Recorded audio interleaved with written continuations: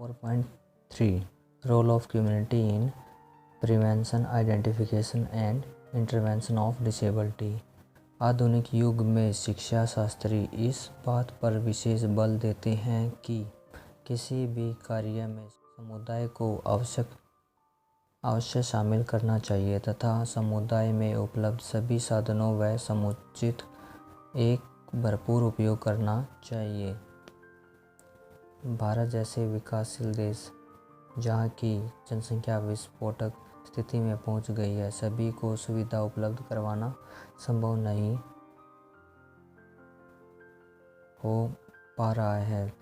अतः जो इस बात पर जोर दिया जा रहा है कि कम्युनिटी के रिसोर्स का प्रयोग किया जाए तथा समुदाय के सदस्यों को अपने कार्य करने के लिए प्रशिक्षित किया जाए, ठीक इसी प्रकार डिसेबिलिटी की आइडेंटिफिकेशन एंड इंटरवेंशन एवं इसकी रोकथाम में समुदाय की अत्यंत महत्वपूर्ण भूमिका होती है। अतः समुदाय के सदस्यों को इस प्रकार की प्रशिक्षण प्रदान किया जाना चाहिए।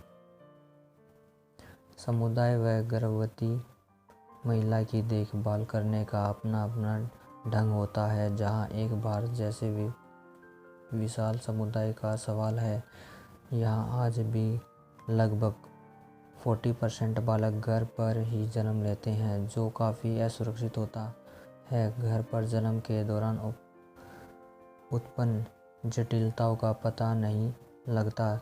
भारत जैसे विकासशील समुदाय में प्रत्येक जगह चिकित्सक एवं अन्य प्रकार की सुविधाएं उपलब्ध नहीं हो पाती हैं, क्योंकि घर पर जन्म लेने के दौरान जो अटेंडेंट होते हैं तथा आंगनवाड़ी के सदस्य अप्रशिक्षित, जो गांव में दाई वगैरह बोलते हैं उसको, होते हैं, जिन्हें जन्म के दौरान होने वाली जटिलता एवं उनके उपचार तथा समुचित ज्ञान नहीं होता है। अतः आवश्यकता इस बात की है कि उपरोक्त दोनों को समुचित प्रशिक्षण प्रदान किया जाए ताकि वह विकलांगता के लक्षणों को जन्म के समय पहचान सके और समय रहते इसकी रोकथाम के लिए उपयुक्त उपाय किए जा सकें। अब यहाँ पर दिया गया है कि अधिकतर बच्चों की जो डिलीवरी घर पे होती है तो उसके दौरान कौन कौन सी समस्याएं होती हैं जो फेस की जाती है और जिसकी वजह से विकलांगता हो जाती है। अगर उसको विकलांगता हो जाए तो किस प्रकार से उसकी रोकथाम की जा सकती है, वो सब का अभाव होता है। जैसा कि हम जानते हैं कि विकलांगता कई प्रकार की होती है, जिसकी डिग्री में भी विभिन्नता पाई जाती है। कुछ ऐसी विकलांगताएं होती हैं जिनका निदान समुदाय में संभव होता है। उसके निर्वहन तथा हस्तक्षेपण के लिए बहुत अधिक व्यय करने की आवश्यकता नहीं पड़ती है, परंतु विकलांगता की कुछ ऐसी अवस्थाएं होती हैं जिनमें सहायक उपकरण, विभिन्न प्रकार की थेरेपी, प्रशिक्षण, व्यावसायिक एवं अधिक धन की आवश्यकता होती है, जिसकी पूर्ति समुदाय पर द्वारा संभव नहीं हो पाती है, क्योंकि कम्युनिटी में कोई ऐसी प्रशिक्षित व्यक्ति नहीं होता जो इस समस्या को हल कर सके। इस परिस्थिति में कम्युनिटी के ही किसी व्यक्ति को विकलांग संबंधी प्रशिक्षण दिया जाना चाहिए ताकि विकलांगता संबंधी प्रशिक्षण दिया जाना चाहिए ताकि वह समुदाय में रहकर समुदाय की मदद कर सके। कुछ लोगों में विकलांगता की अवस्था का कारण वंशानुगत होता है और कुछ विकलांगों का कारण व्यक्ति का वातावरण होता है, जिस वातावरण में वह रहता है। कुछ ऐसे रोग होते हैं जो विकलांगता को जन्म देते हैं। अतः उन रोगों से बचाव के लिए समुदाय को शुद्ध पानी, शौचालय की व्यवस्था, साफ व शुद्ध वातावरण,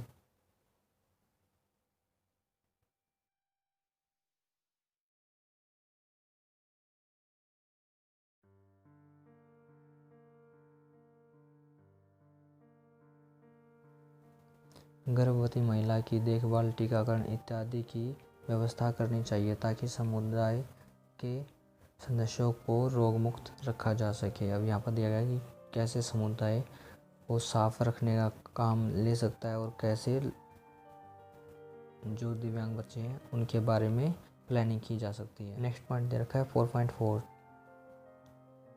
कम्युनिटी एंड रिहेबिलिटेशन। पुनर्वास की प्रक्रिया में समुदाय की निम्नलिखित भूमिका होती है। विकलांगता के कारण पहचान तथा हस्तक्षेपण में समुदाय की भूमिका हो सकती है।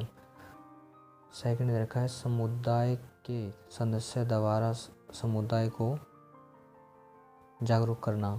थर्ड पॉइंट दे रखा है उन रोगों की रोकथाम करना जो विकलांगता को जन्म देते हैं। 4 पॉइंट दे रखा है शीघ्र पहचान व निदान करना। चिकित्सीय एवं शल्य चिकित्सीय व्यवस्था।